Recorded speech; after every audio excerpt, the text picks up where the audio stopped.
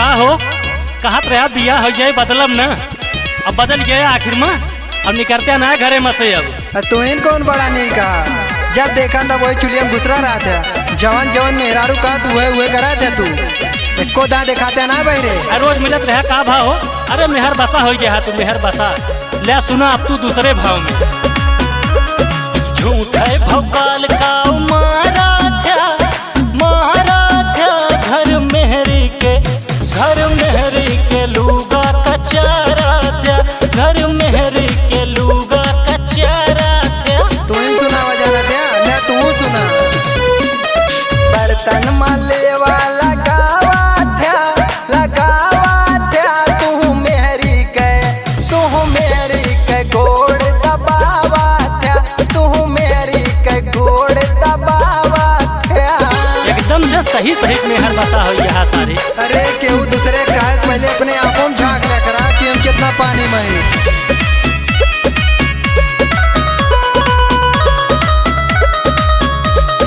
साया साड़ी में साबुन लगावा भरा दोनों जून पानी।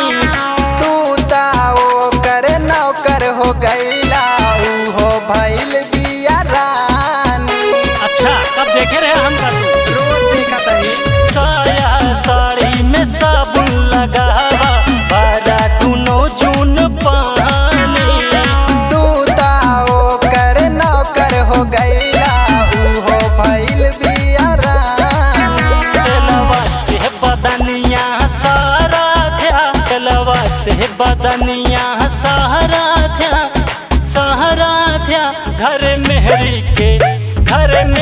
के लूगा कचारा था, घर मेहरी के लूगा कचारा था।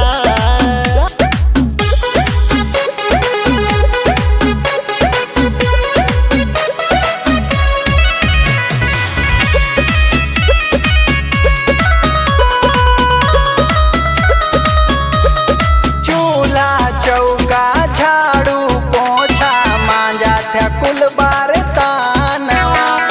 सजवा सबेरे झाड़ू लगावा घरवा दुअरवा अंगनवा। चूल्हा चौका झाड़ू पोछा मांजा था कुल बार तानवा।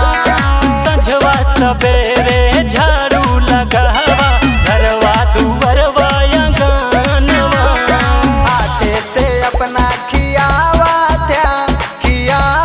था तू मेरी के रोज मेरी के गोड़ दबावा था।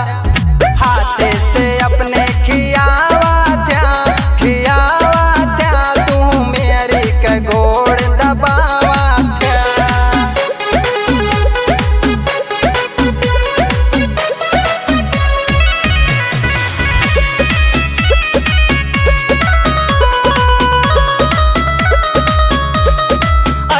मरद ना भगवान हम देखें मेहरी के करे गुलामी।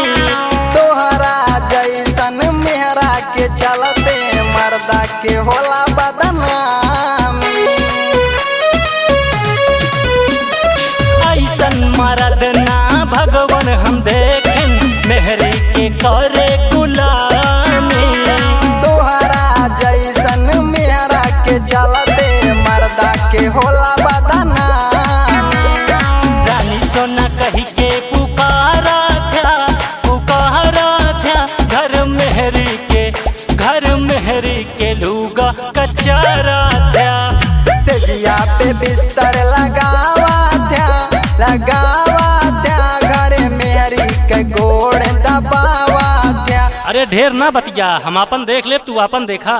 तू अपने खाली देखा हमारा देखे।